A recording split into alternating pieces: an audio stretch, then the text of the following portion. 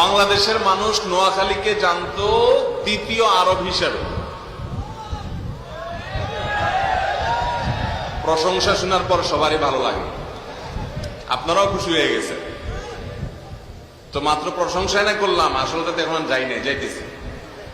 আমরা ছোটবেলায় দেখেছি যে এই বৃহত্তর নোয়াখালী আশপাশের জেলাগুলোতে রমজান মাসে দিনের বেলায় প্রাপ্তবয়স্ক কোন মানুষ রোজা না রেখে পানাহার করবে প্রকাশ্যে বা অপ্রকাশ্যে, এটা মানুষ কল্পনাও করতে কেউ জোর করতো না।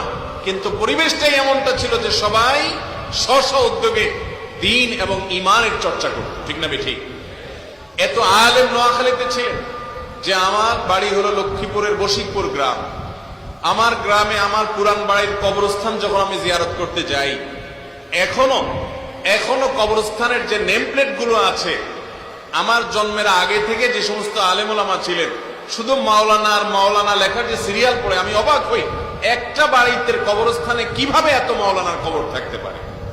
এটা শুধুমাত্র এই বৃহত্তর নোয়াখালীতেই ছিল। বাংলাদেশে অন্য কোন জেলাতে এত আলেম ওলামা বা সাধারণ মানুষের মধ্যে দিন চর্চা এত বেশি ছিল না। আলহামদুলিল্লাহ অনেক এলাকা অগ্রসর আছে, বাট নোয়াখালীর এই বৈশিষ্ট্যটা ছিল। আমি গত 2, 4, 5, 7 বছর থেকে লক্ষ্য করছি যে আমাদের এই বৃহত্তর নোয়াখালী এলাকাতে গ্রামে শহরে সব জায়গায় আমার তরুণ ভাইয়েরা, যুবক ভাইয়েরা, তারা আলহামদুলিল্লাহ দিনের পথে অগ্রসর হচ্ছেন, কোরআনকে বুকে টেনে নিচ্ছেন, সুন্নতে রাসূল সাল্লাল্লাহু আলাইহি সাল্লামকে আঁকড়ে ধরছেন এবং সুন্নাহকে জিন্দা করার জন্য তারা চেষ্টা করছেন।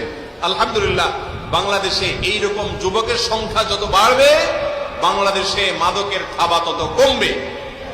এইরকম যুবকের সংখ্যা যত বাড়বে, যৌতুকের থাবা তত কমবে। এই দেশে সন্ত্রাসের পরিমাণ তত